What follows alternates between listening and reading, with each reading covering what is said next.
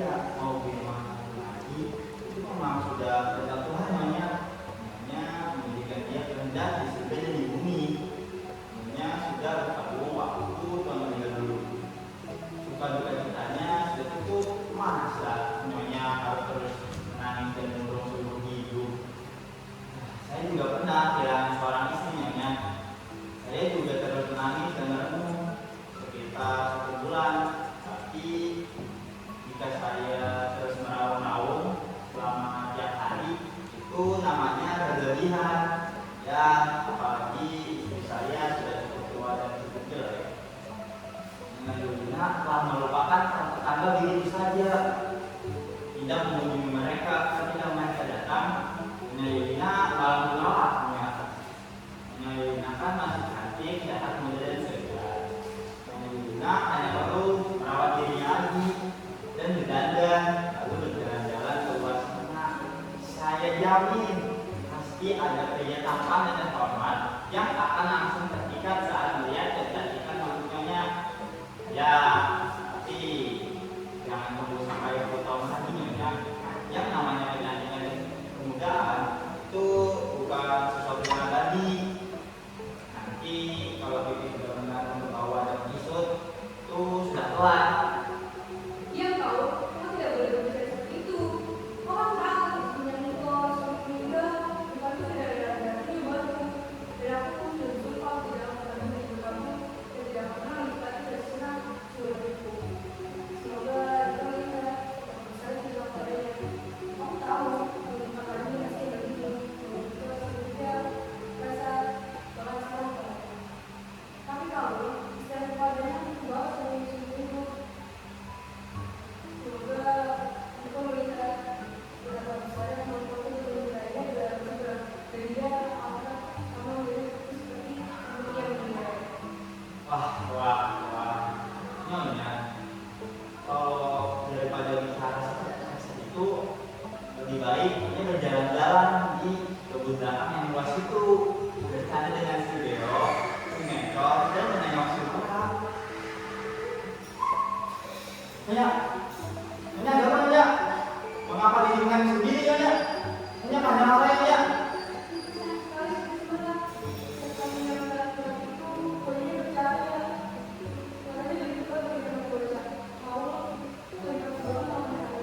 Baik Nyonya. Siapa itu? Katakan padanya aku tidak berkatamu. Iya Nyonya. Kenapa Iko? Betapa aku bisa memaafkan dari cintaimu. Dan aku akan berarti ketika hidupku berakhir dengan dirimu. Niko, aku tidak mau hidup sendiri. Aku wanita yang baik, meskipun aku setia. Sedangkan engkau, ya keluarga ini. Kau ibu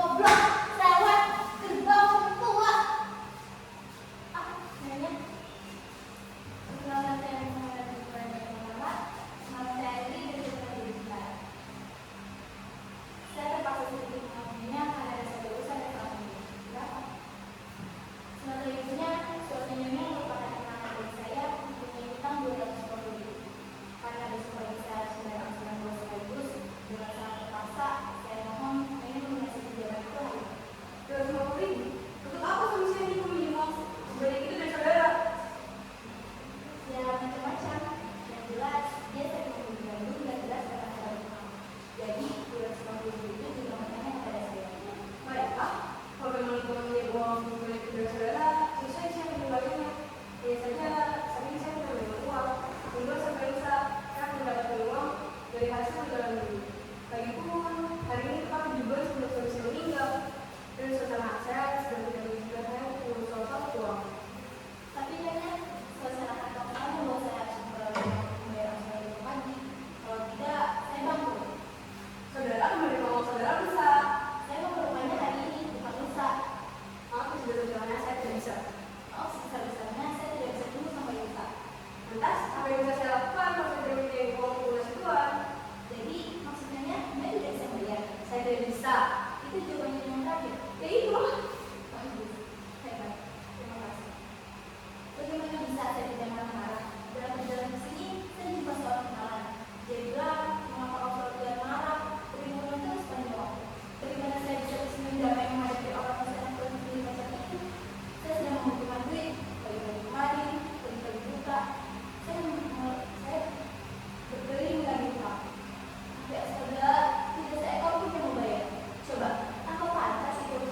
Ketika aku biasa sampai kemari, 37 kilometer dari rumah, berharap mendapatkan uang saya kembali.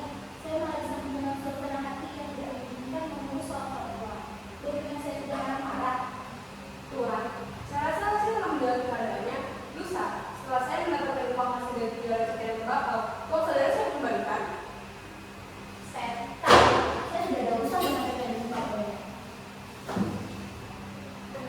Maaf ya saudara, saya tidak biasa menerangkan kata-kata akan Anda bicara seperti itu. Saya tidak mau menerang. Hebat, sungguh hebat dari dan dia bukan suasana hati. Dunia kan sudah 7 bulan yang lalu. Dia sedih, orang boleh sekali sedih. Tapi bagaimana dengan kepinganku? Aku harus membayar angsuran. Itu 2 orang kanan mengenai. Ya, saya tahu suaminya yang meninggal, saya sedang berduka cita dan tembakaunya yang belum dibayar. Tapi coba katakan, Anda saya mesti harus bagaimana? Apakah saya harus tergigit-gigit ketika 2 orang datang lagi? Aku lagi telepon, istrinya bilang dia sedang pergi. Tapi dengan dia bersembunyi. Mas Yo malah mengajak ke tempat sampai laki-laki pulang makan dari jendela. Mas Yo bilang sudah 1 bulan sampai itu. Dan yang satu ini sedang terserang suasana hati. Gila, tidak saya tahu yang membayar. Aku tahu sebabnya. Terlalu baik, terlalu lembut, terlalu aku, terlalu memaafkan. Itulah sebabnya. Tapi mulai sekarang, lihat saja. Aku tidak bisa lagi kau permainkan. Aku akan tetap di sini sampai dia membayar. Mana itu lakukannya? Sampai sama napasku. Ah, ya Tuhan, aku sampai berpulang-pulang. Hei kamu, sini. Ada apa Tuhan? Ambilkan minum. Baik.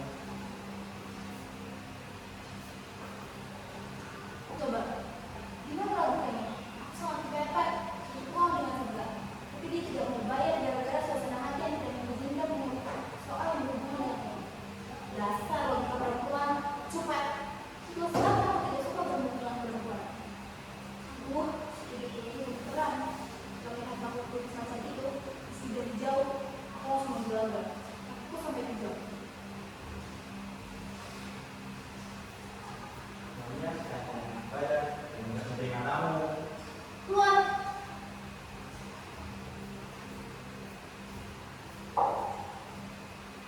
Tidak yang bayar dan tidak terima kamu.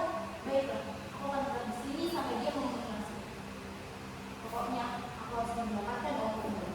Kalau dia tidak nak dari sini, aku akan berbisnis sendiri. Kalau kau 1 tahun, aku akan berbisnis 1 tahun. Dan yang terhormat, aku tidak bisa pakai uang hidup yang sembunyian dan sendiri. Memuakan, karena siapa? Tidak ada yang membayar. Malahan aku tidak bisa tidur. Dan yang paling menjengkelkan adalah kamu dengan segala dengan suasana. Amin ya Tuhan, kalau pusing. Ini mau tidur lagi ya. Hai kamu, Ada apa Tuhan? minum. Penampilanku memang tidak karuan. Ini berbu, sedang kotor, ini kotor kecapan. Tentunya, ya itu hanya bagus bergerak saja. Memang tidak sopan masuk ke pengadilan penampilan kayak begini. Ah, jadi amat. Aku bukan tahu yang mau ngapain dia. Aku hidup sebagai penagih hutang. Tidak ada turun berpakaian dari penagih hutang. Mama masih bisa nagih. Apa kamu? Tidak apa-apa Tuhan. Cuma Tidak tahu ya siapa kau itu